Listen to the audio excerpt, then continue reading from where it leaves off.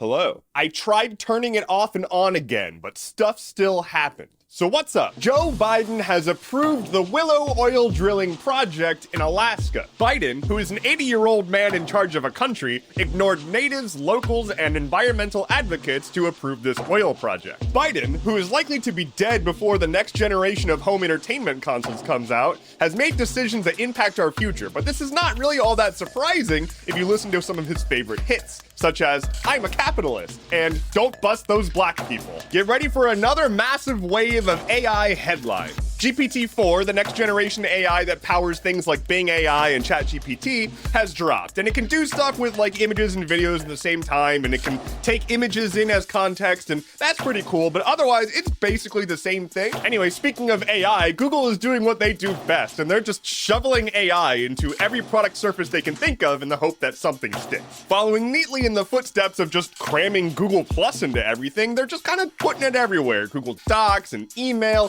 who knows what's next. By my calculation, Google will kill this project in approximately 8 months. Warning, warning, warning. You are about to see a bunch of outraged headlines from bad faith outlets talking about reparations. A committee in San Francisco was tasked with estimating what it would look like to do real reparations for black people in America, basically saying, hey, like, slavery wasn't great, and also we've suppressed black people for centuries. So what would it take to correct that financially? It is a thought experiment, but one of the things this committee put out was the notion of giving every eligible black person $5 million. While that would be kind of dope, it really doesn't undo the history that we've got here, and also it's just a thought experiment. This is not policy, and this is not binding, and this is nothing. It's just the output of a thought experiment, but it's gonna make a lot of headlines. Zuck would prefer to just not have employees.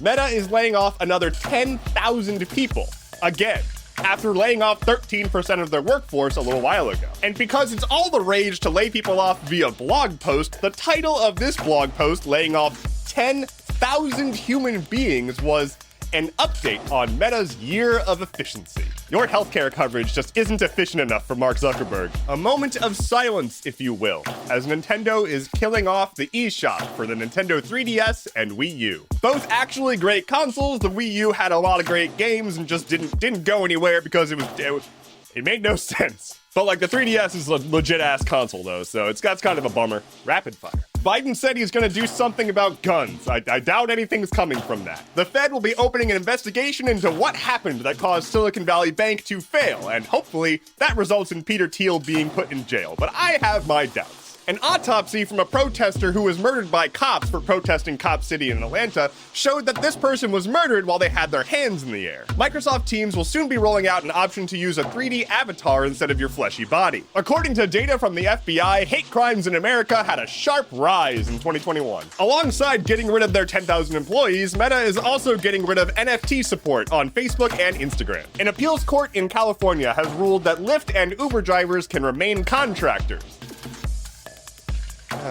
And finally, Reddit had a multi-hour major outage yesterday in what was probably the sharpest decline in overt misogyny on the internet in years. Thank you so much for listening to today's episode of Stuff Keeps Happening. Head to stuffkeepshappening.online for sources, bonus content, and a warm embrace. My name is Endeavorance. I'll be back on Friday. Take care and be well.